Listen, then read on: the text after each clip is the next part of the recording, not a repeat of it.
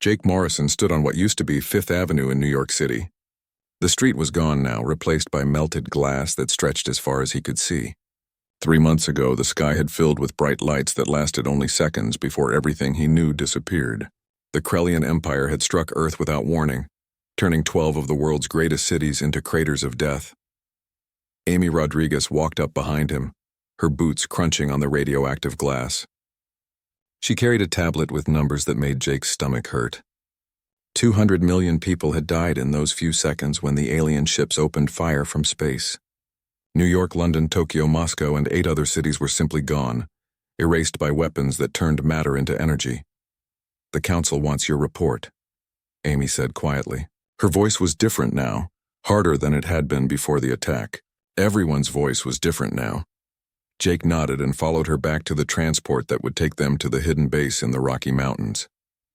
As they flew over the wasteland that used to be America's East Coast, he thought about the message that had come after the attack. The aliens had expected Earth to surrender immediately. They had calculated that destroying the major population centers would break human will to fight. They had been wrong. At the underground base, General Lisa Carter stood before a room full of military leaders from every nation on Earth. The old borders didn't matter anymore. The old arguments about politics and territory seemed foolish now. There was only us and them, human and alien, survival and extinction.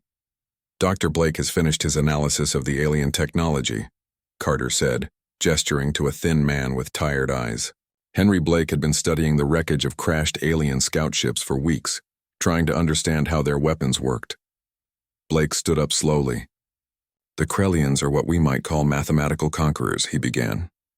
"They have used this same strategy 47 times before.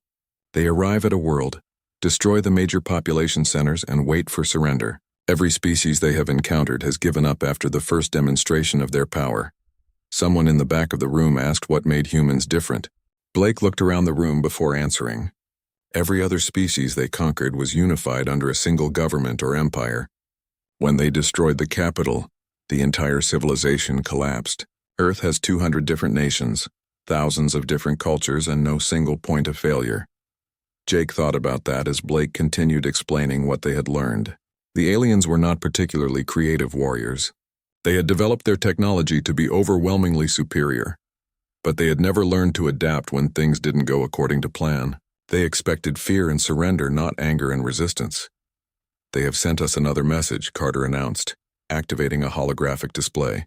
The image showed a tall, thin creature with gray skin and large black eyes. When it spoke, the words came through a translation device that made its voice sound cold and mechanical. "Humans of Earth," the alien said, "you have now seen the power of the Krellian Empire.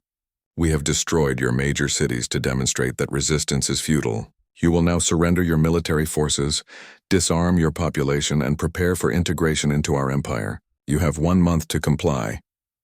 The message ended with images of the orbital battle stations that surrounded Earth. Each one was larger than any ship humans had ever built, and there were dozens of them positioned around the planet. The weapons that had destroyed the cities were just a small fraction of the firepower the aliens had pointed at Earth. Carter turned off the display and looked around the room. "They expect us to be afraid," she said. "They expect us to give up because they have bigger guns and more ships." She paused and let her eyes meet every person in the room. "But they made one critical mistake when they chose to attack us." Jake found himself leaning forward, along with everyone else in the room. "They killed our families," Carter continued. "They murdered our children, our parents, our friends. They turned our homes into glass graves and expected us to thank them for the privilege of staying alive." Her voice was getting louder now, filled with a fury that Jake could feel in his own chest. "They don't understand that they didn't break our spirit. They just gave us a reason to break theirs." The room erupted in voices as military leaders began discussing what resources they had left, what weapons might work against alien technology, and how long they could hold out in a siege. But Jake wasn't listening to the tactical discussions. He was thinking about something else entirely. Amy sat down next to him. "What are you thinking about?" she asked. "I'm thinking about my daughter," Jake said quietly. "She was visiting her grandmother in Manhattan when the attack came. She was 7 years old." He was quiet for a moment. "The aliens think they understand human psychology because they've conquered other species. but they don't understand what it means to make a human parent watch their child die. Around the room, similar conversations were happening. Every person there had lost someone in the attack. Every person there had a reason to hate the Krellians that went deeper than politics or patriotism. It was personal now, and that changed everything. Dr. Blake was explaining how they might be able to reverse engineer some of the alien technology when an aide rushed into the room with an urgent message. The aliens had detected the underground base and were demanding that all human military leaders surrender themselves immediately. Carter read the message aloud. If the leaders did not surrender within 24 hours, the aliens would begin destroying other population centers. They would start with smaller cities and work their way up until humanity submitted or went extinct. They still don't get it, Carter said after finishing the message. She looked around the room at faces that showed no fear, only determination. They think we're afraid of dying. They think the threat of more death will make us give up. Jake stood up. General, with respect, I think we need to send them a reply. What did you have in mind? Jake walked to the communication console and activated the same channel the aliens had used to send their demands. When the connection opened, he spoke in a voice that carried the weight of 200 million dead. This is Commander Jake Morrison of the Earth Defense Forces, he said. We have received your ultimatum and our answer is simple. You came to our world and murdered our families. You expected us to surrender out of fear. Instead, you have taught us that we have nothing left to lose and everything to fight for. We will not surrender. We will not submit. And before this war is over, you will regret the day you decided to make enemies of the human race. 6 months after the first attack, the Krellian ground forces finally arrived on Earth. Their massive transport ships descended through the atmosphere like falling mountains, landing in areas where major cities used to stand. The aliens expected to find broken survivors hiding in caves, ready to be rounded up and put to work in labor camps. Instead, they walked into hell. Ryan Foster crouched in the ruins of what had been downtown Chicago, watching through his scope as a squad of Krellian soldiers moved carefully down the street. The aliens wore powered armor that made them look like walking tanks, and their energy weapons could cut through concrete like paper. But Foster had learned something important during the months of fighting. The aliens had never faced guerrilla warfare before. Sophie Williams lay flat on a rooftop 2 blocks away, her finger resting on the trigger of a device that would have made her grandfather proud. It was nothing more advanced than dynamite and steel bolts, but she had learned that the Krellian energy shields that could stop their own weapons were useless. Against simple explosive devices, Alex Parker monitored alien communications from a hidden position in the subway tunnels below. He had figured out how to tap into their radio signals using equipment salvaged from their crashed ships. What he heard made him smile grimly. The aliens were confused and angry. They kept asking their commanders why humans wouldn't fight properly. Foster spoke quietly into his radio. All teams, this is Chicago base. Target is in position. Remember, we hit hard and disappear. Don't try to hold ground, just make them hurt. The attack began when Williams triggered her explosive device. The blast sent metal fragments flying in all directions, and the Krellians discovered that while their shields could stop energy beams, they couldn't stop chunks of sharp steel moving at high speed. 3 of the aliens went down immediately. Foster and his team opened fire from concealed positions using weapons they had built from alien technology and human engineering. The energy rifles were crude compared to Krellian equipment, but they worked well enough to punch holes in alien armor. More importantly, they could be repaired with spare parts and maintained by anyone with basic technical skills. The surviving aliens took cover and began returning fire, but they were shooting at ghosts. The humans had already moved to new positions, using the rubble and ruins of their own city as cover. This was not the kind of warfare the Krellians understood. They were used to open battles between organized armies, not fighting enemies who struck from shadows and melted away before they could respond. Parker's voice crackled over the radio. I'm picking up their status reports. They're calling for reinforcements and medical support. Sounds like they're scared. Foster wasn't surprised. The aliens had conquered 47 other worlds using the same strategy. Overwhelm the enemy with superior technology, destroy their will to fight, then move in to establish control. But Earth was different. The humans hadn't lost their will to fight when their cities were destroyed. If anything, they had become more dangerous. The battle lasted only 10 minutes before Foster gave the signal to withdraw. His team disappeared into the maze of tunnels and ruins they had spent months preparing, leaving behind 6 dead aliens and equipment that would be studied and copied by human engineers. It was not a major victory, but it was another lesson for the Krellians that this conquest would not be easy. In the hidden research facility beneath Mount Evans, Dr. Henry Blake was having the most interesting conversation of his scientific career. Across the table from him sat Velnok, a Krellian scientist who had been captured when his scout ship crashed in the Colorado mountains. Instead of the arrogant conqueror Blake had expected, he found a creature that seemed genuinely puzzled by human behavior. "Your species makes no sense," Velnok said through the translation device. "We demonstrated our superior technology. We showed you that resistance would only lead to more casualties. Why do you continue to fight when surrender would save lives?" Blake considered the question carefully. "Because surrender wouldn't save lives," he replied. "It would just mean that our children would live as slaves instead of free humans. We would rather die fighting than live kneeling." Velnok's large eyes blinked slowly. "But death is permanent. Slavery can be endured until conditions improve." "That's where you're wrong," Blake said. "Death is permanent for individuals, but the idea of freedom survives as long as someone is willing to fight for it. Slavery kills the spirit even if it leaves the body alive." Through his conversations with Velnok, Blake learned something that changed everything he thought he knew about the war. The Krellian Empire was not expanding out of cruelty or ambition. They were desperate. Their homeworld was running out of resources, and they needed the wealth of other planets to survive. They couldn't afford a long war any more than Earth could. Blake shared this information with General Carter during their weekly briefing. "They're not the invincible empire they pretend to be," he explained. "They're refugees with big guns taking what they need from anyone too weak to stop them." Carter studied the intelligence reports that had been gathered from captured alien equipment. "That explains why they've never developed proper counterinsurgency tactics. Every species they've conquered before has given up quickly. They don't know how to fight a long war against a determined enemy." The conversation was interrupted by Colonel Amy Rodriguez, who had just returned from a dangerous mission to the ruins of Los Angeles.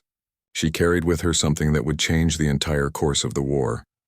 A complete star chart recovered from a crashed Krellian command ship.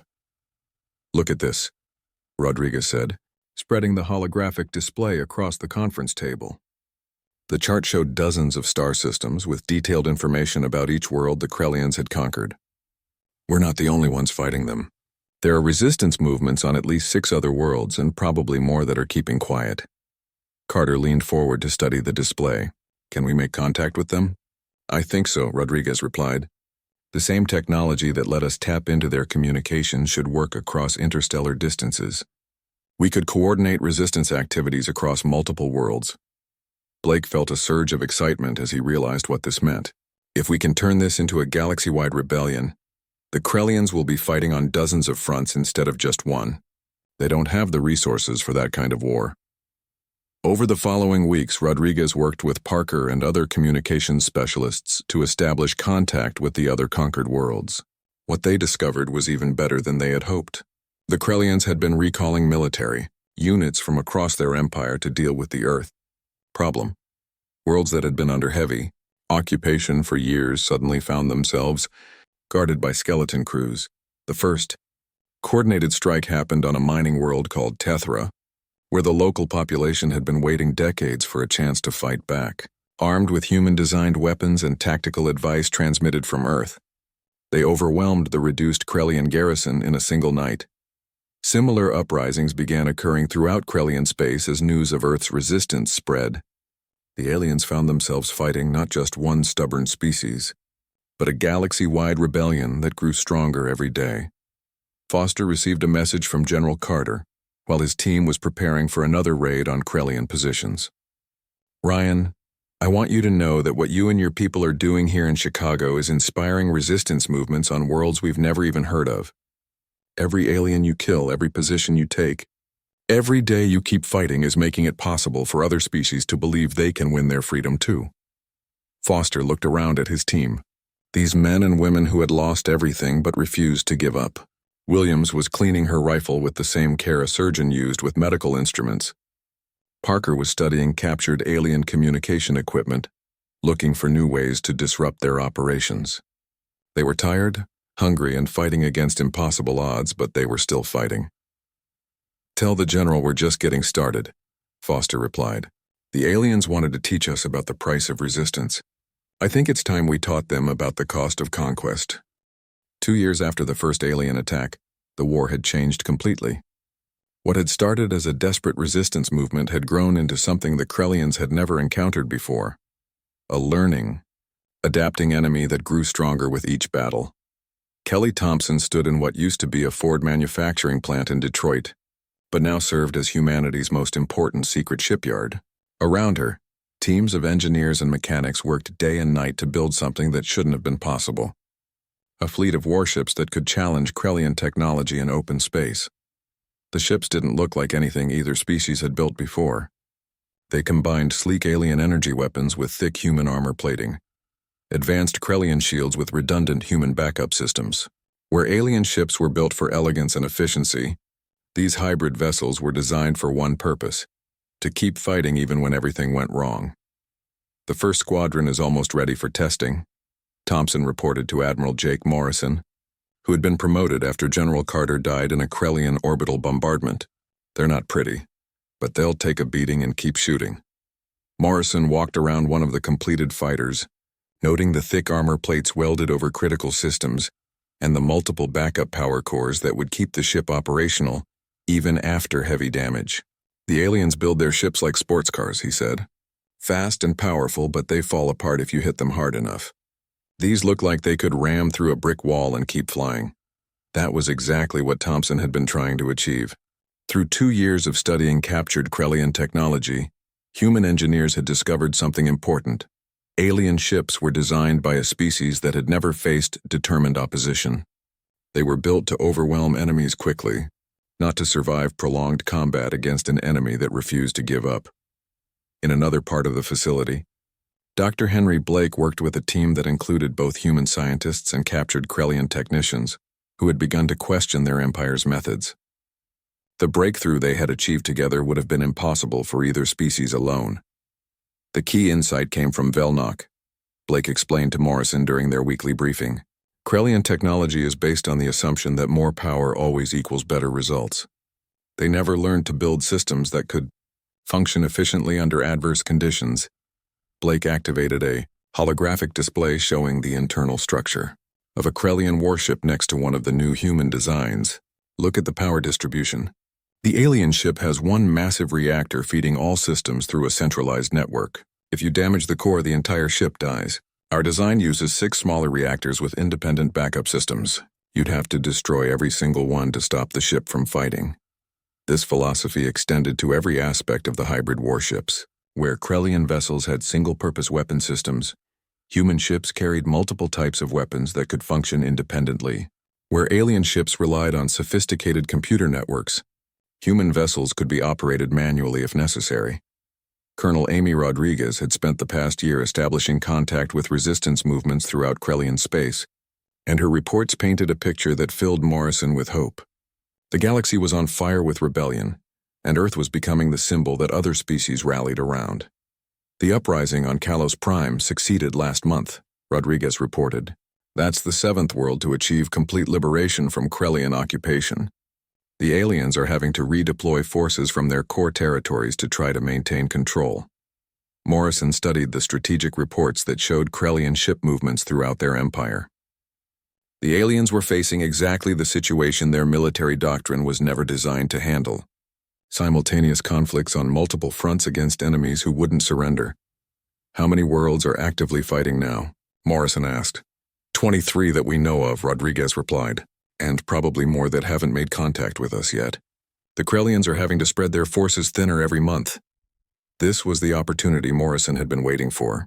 Earth's resistance had bought time for the secret shipyards to build a fleet, but more importantly, it had inspired a galaxy-wide rebellion that was stretching Krellian resources to the breaking point. Ryan Foster arrived at the briefing straight from the front lines of the Chicago resistance. His report showed how much the war had evolved since the early days of desperate ambushes and guerrilla attacks. "We're not just surviving anymore," Foster reported. "My teams are training resistance fighters from 6 different worlds through quantum communication links. The tactics we developed fighting in the ruins of our cities are being used against Krellian positions throughout their empire. The transformation was remarkable. What had started as desperate humans fighting for survival had become a military force that was teaching other species how to fight for their freedom. Human tactical innovations were spreading throughout the galaxy, turning scattered resistance movements into coordinated military operations. Thompson presented the final numbers for Earth's hidden fleet. We have 200 operational warships, with more being completed every week. They're not as advanced as the latest Krellian designs, but they're tough and reliable. More importantly, our crews know how to fight when things go wrong. Morrison looked at the data and made a decision that would have seemed impossible 2 years earlier. "It's time to take the war to them," he announced. "We're going to hit the Krellian staging base at Proxima Centauri." The room fell silent as everyone absorbed what he was proposing. They would be taking their improvised fleet into battle against a heavily defended alien base, challenging the Krellians in open space for the first time. The strategic situation has changed. Morrison continued. They're fighting rebellions on dozens of worlds and having to redeploy forces constantly.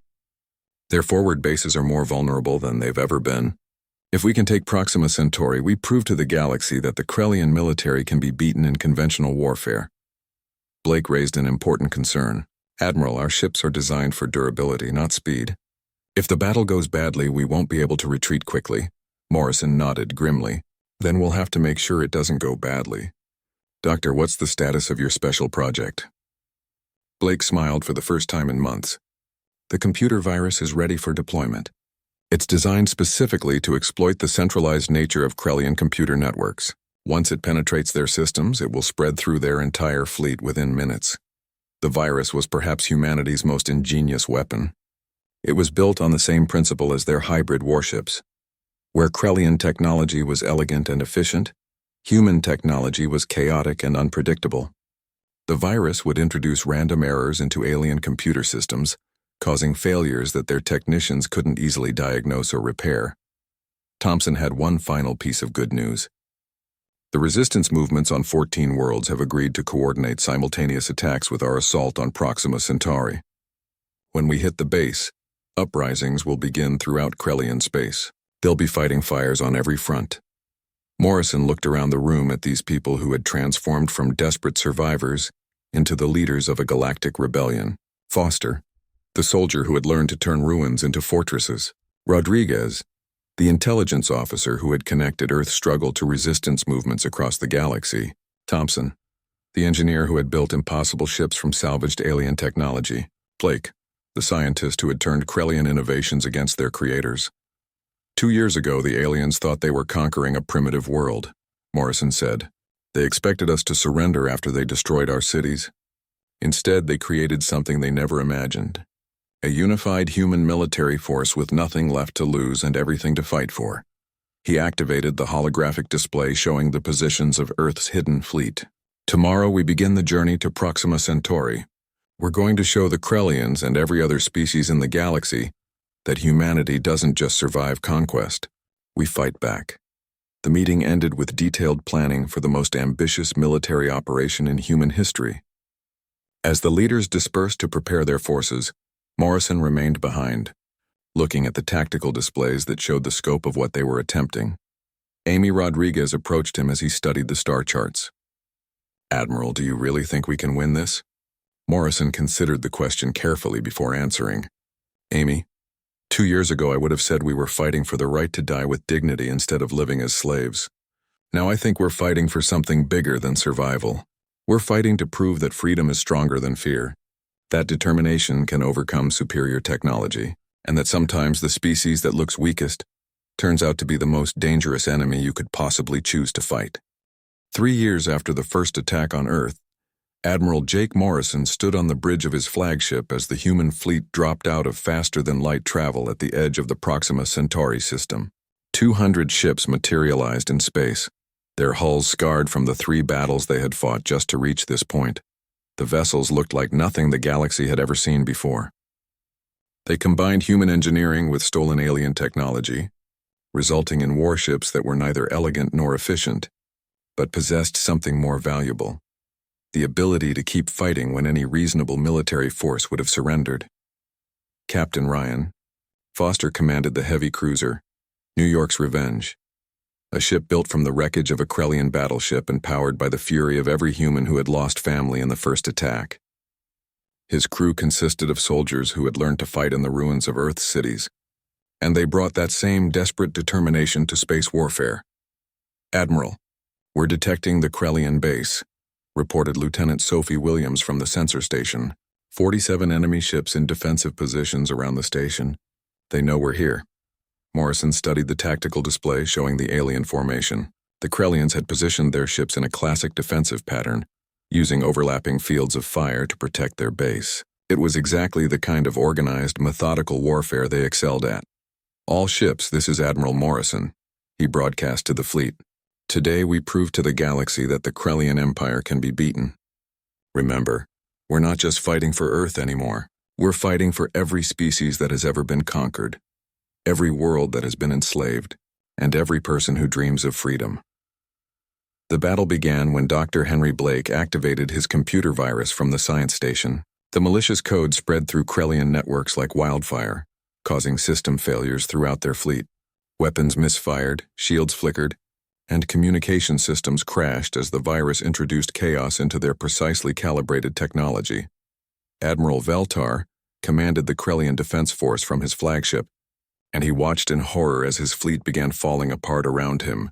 The humans were attacking with a ferocity that defied all military logic, sending their ships directly into the heaviest concentrations of alien firepower. "These creatures fight like madness itself," Veltar reported to his superiors. "They show no regard for acceptable casualty ratios. They ram our vessels when their weapons fail. They detonate their own ships to damage our formations." What Veltar couldn't understand was that the humans weren't fighting according to any military manual. They were fighting with the desperation of a species that had already lost everything and had nothing left to lose. When the cruiser Chicago's Fury lost its main weapons, Captain Foster ordered his ship to ram the nearest alien vessel. When the destroyer London's Spirit began breaking apart, its crew set the reactor to overload and steered into the center of a Krellian formation. Colonel Amy Rodriguez led a squadron of smaller ships in precision strikes against the alien base's defensive systems. Her ships were fast and maneuverable, built for the kind of hit-and-run tactics that had proven so effective against Krellian ground forces on Earth. "Target their communication arrays," Rodriguez ordered. "I want them fighting blind and deaf." Her ships dove through the defensive fire like angry wasps, using their superior agility to avoid the heavy weapons that could destroy them instantly. The Krellians had built their defenses to stop large enemy fleets, not small groups of ships that fought like guerrilla fighters in space. Kelly Thompson commanded the engineering teams aboard the human ships, keeping damaged vessels operational through methods that would have shocked alien technicians. Where Krellian engineers relied on sophisticated diagnostic systems and replacement components, Thompson's people used welding torches, spare parts, and pure determination. "Hull breach on Deck 7, reported one of her teams. "We've got atmosphere venting and the structural supports are compromised. Weld metal plates over the breach and reroute power through the backup conduits," Thompson replied calmly. "If the ship can still shoot, it stays in the fight." This philosophy kept dozens of human ships operational long after they should have been destroyed. Vessels that had lost half their hull plating continued firing their weapons. Ships with reactor cores running at dangerous temperatures maintained their position in the battle line. The humans had learned to make their ships as stubborn and hard to kill as they were themselves. The turning point came when Blake's virus reached the Krellian base's main computer systems. The massive station began experiencing cascading failures as its automated systems turned against each other. Weapons fired randomly, shields collapsed, and docking bays sealed themselves with ships trapped inside. Foster's ship was badly damaged, with most of its weapons destroyed and hull breaches on 3 decks, but he continued leading his squadron in close-range attacks against the alien vessels. The New York's Revenge had become a symbol of human determination, a ship that refused to die no matter how much punishment it took. "Sir, we're receiving surrender signals from 6 Krellian ships," Williams reported from her damaged sensor station. Morrison was surprised. In 3 years of fighting, they had never seen aliens surrender before. The Krellians always fought to the death rather than accept defeat. But the computer virus had done more than damage their systems. It had shown them that their technology could be turned against them by an enemy they had dismissed as primitive. The battle lasted 18 hours, and when it ended, the human fleet controlled the Proxima Centauri system.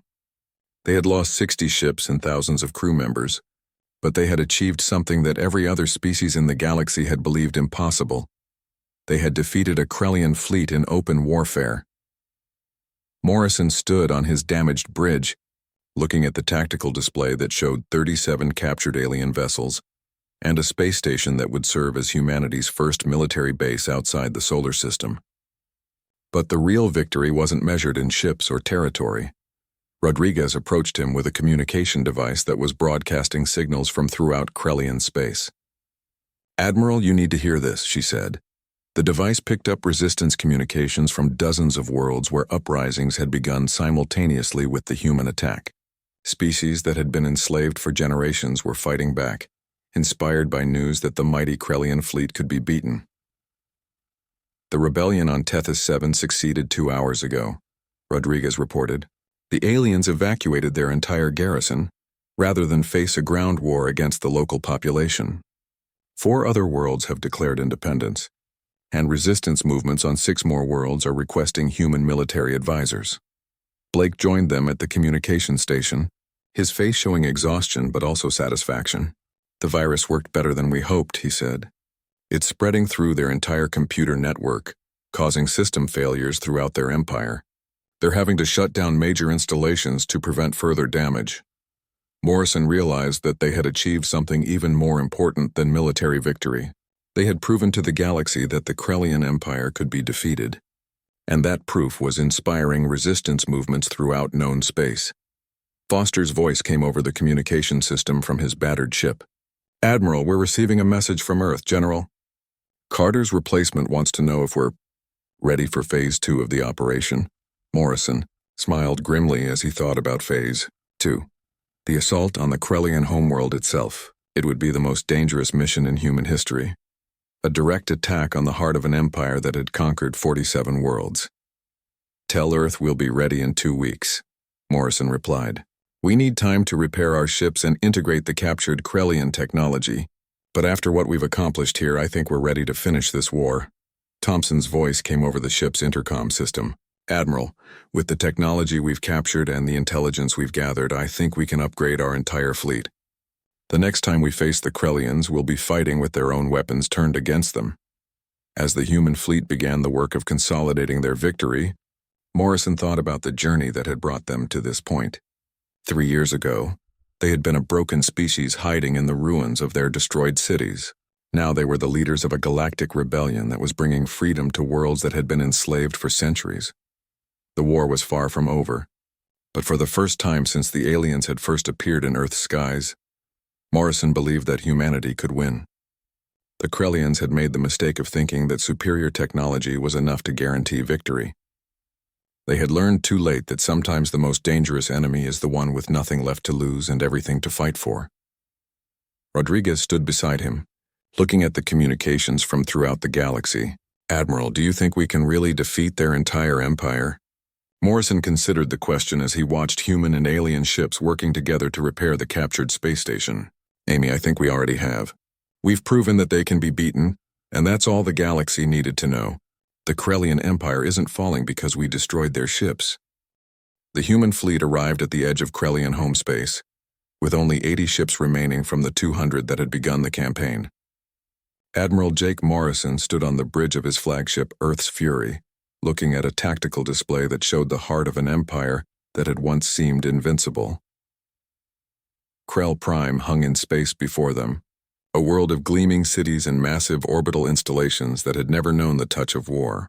Around it, over 1,000 Krellian warships formed defensive formations that represented the concentrated military might of 47 conquered worlds. Captain Kelly Thompson reported from the engineering station that their ships were operating on borrowed time. "Admiral, we've repaired the damage as much as possible, but we're running on spare parts and improvised solutions. Half our fleet shouldn't even be able to fly, let alone fight." Morrison nodded grimly. This was humanity's last throw of the dice. Earth's industrial capacity was exhausted. The resistance networks were running out of supplies, and this battered fleet represented the final military force that humanity could field. If they failed here, there would be no second chance. "All ships, this is Admiral Morrison," he broadcast to the fleet. "3 years ago, the Krellians came to our world believing that destroying our cities would break our spirit. They were wrong. Today we're going to show them what happens when humanity stops showing restraint." The battle began with Morrison's message to the Krellian High Command. "You came to Earth seeking easy conquest." His voice carried across space to the alien fleet. "You found instead that some things are worth fighting for regardless of the cost. Today you learn that mercy is a luxury we can no longer afford." Dr. Henry Blake activated the final version of his computer virus, a weapon that had evolved through 3 years of warfare into something that could cripple entire fleets. As the malicious code spread through Krellian networks, their carefully coordinated defensive formations began to collapse into chaos. Captain Ryan Foster commanded the New York's Revenge, a ship that had somehow survived every battle of the war despite being destroyed and rebuilt multiple times. His crew consisted of veterans who had learned to fight in the ruins of their home cities and now carried that same determination into the heart of enemy space. "All weapons, open fire," Foster ordered as his ship led the human assault into the teeth of the Krellian defenses. "Today we settle the score for every human child who died in the first attack." The human ships dove into the alien formations with a ferocity that defied military logic. Where any rational military force would have used careful tactics and preserved their strength, the humans fought with the desperation of a species that had already lost everything worth losing. Admiral Veltar commanded the Krellian defense from his massive flagship, watching in disbelief as human vessels rammed his ships when their weapons failed, as human crews set their reactors to overload rather than surrender, as human fighters continued attacking even when their ships were breaking apart around them. High Command: "The humans are not fighting according to any recognizable military doctrine," Veltar reported frantically. "They sacrifice entire ships to damage single targets. They continue attacking even when tactical withdrawal would be logical. How do we defeat an enemy that refuses to acknowledge defeat?" The answer came from an unexpected source. Deep beneath the surface of Krell Prime, the enslaved populations that the Empire had conquered over centuries began rising in coordinated rebellion. They had been watching the human fleet's approach on communication networks, and the sight of 80 battered ships challenging the entire Krellian navy inspired them to throw off generations of oppression. Colonel Amy Rodriguez received the reports from planetary sensors as alien cities erupted in violence. "Admiral, the surface of Krell Prime is in complete chaos. The slave populations are attacking Krellian installations throughout the planet." Morrison realized that this was the moment they had been fighting toward for 3 years. The Krellian Empire wasn't just facing a military defeat. It was facing the complete collapse of the fear that had held their conquest together.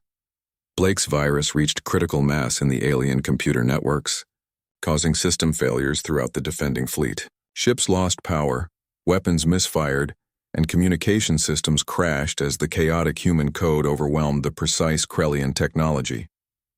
Foster's ship was taking heavy damage, with hull breaches on multiple decks and most of its weapons destroyed, but he continued leading his squadron in close-range attacks against the alien flagship. The New York's Revenge had become a symbol of human refusal to surrender, a ship that embodied the spirit that had kept Earth fighting against impossible odds. Thompson worked frantically to keep the human ships operational as battle damage mounted. "Hull breach on the Chicago's Pride," she reported. "They're venting atmosphere, but the crew is refusing evacuation orders." "Tell them to keep fighting," Morrison replied. "Today we're not just fighting for Earth. We're fighting for every species that has ever been conquered, every world that has been enslaved, and every person who dreams of freedom." The battle reached its climax when the Krellian flagship lost power due to Blake's virus, leaving it defenseless in space. Foster's ship, despite being barely operational, positioned itself to deliver the killing blow to the vessel that represented centuries of alien domination. "This is for New York," Foster said quietly, as he fired the last functional weapon on his ship. "This is for everyone we lost." The massive alien flagship broke apart under the human attack, and with its destruction, something fundamental changed in the battle. Krellian ships throughout the formation began powering down their weapons, their crews finally accepting what their military doctrine had never prepared them for: total defeat. Morrison received the surrender communication from the Krellian High Command while standing on the bridge of his damaged flagship. The alien voice came through the translation device, filled with a weariness that spoke of an empire finally acknowledging its limitations. Human fleet. This is the Krellian High Command, the message began. We formally request cessation of hostilities. We are prepared to discuss terms for the withdrawal of our forces from all occupied worlds. The war that had begun with the destruction of Earth's cities was ending with humanity, dictating terms in orbit around the enemy homeworld. Morrison activated the fleet communication system to respond to the alien surrender. Krellian High Command. These are our terms, Morrison announced. Complete withdrawal from all conquered worlds. Reparations for the damages inflicted on enslaved populations. Full technological assistance in rebuilding the worlds your empire destroyed. And a guarantee that the Krellian Empire will never again attempt to conquer another species. Rodriguez approached Morrison with reports from throughout the galaxy. Admiral, we're receiving communications from 43 different worlds. The resistance movements are declaring independence, and Krellian forces are withdrawing without fighting. Blake joined them at the communication station, his face showing exhaustion but also wonder at what they had accomplished. Admiral, the virus has spread through their entire computer network. It's not just disabling their military systems. It's forcing them to confront the reality that their technology can be turned against them by anyone with sufficient determination. Morrison looked at the tactical display showing Krellian ships throughout the system powering down their weapons and assuming non-threatening positions. The mighty empire that had conquered 47 worlds was surrendering to 80 damaged human ships because they had finally encountered an enemy that refused to be intimidated. Foster's voice came over the communication system from his battered ship. Admiral, are you telling me that we actually won this thing? Morrison smiled as he thought about the journey that had brought them from the ruins of Earth's cities to victory in orbit around the enemy homeworld. Ryan, I think we did more than win. I think we changed the galaxy. Thompson's report from the engineering station confirmed what Morrison suspected. Admiral, our ships are barely holding together, but the Krellians don't know that. They're treating us like we're the most dangerous military force in the galaxy, which Morrison realized was exactly what they had become, not because of superior technology or numbers, but because they had proven that determination and courage could overcome any amount of firepower. The lesson would spread throughout the galaxy, inspiring other species to resist future attempts at conquest. As the human fleet took control of Krell Prime and began the process of negotiating the formal end of the war, Morrison stood on his bridge thinking about the future. Humanity had started this conflict as victims of an unprovoked attack. They were ending it as the liberators of an entire galaxy. Rodriguez joined him at the observation window, looking down at the alien homeworld where centuries of conquest were finally coming to an end. Admiral, what happens now? Morrison considered the question as he watched human and alien ships working together to establish communication links with the liberated worlds. Now we make sure this never happens again. We're going to help every species in the galaxy build the kind of defenses that would make any future conqueror think twice.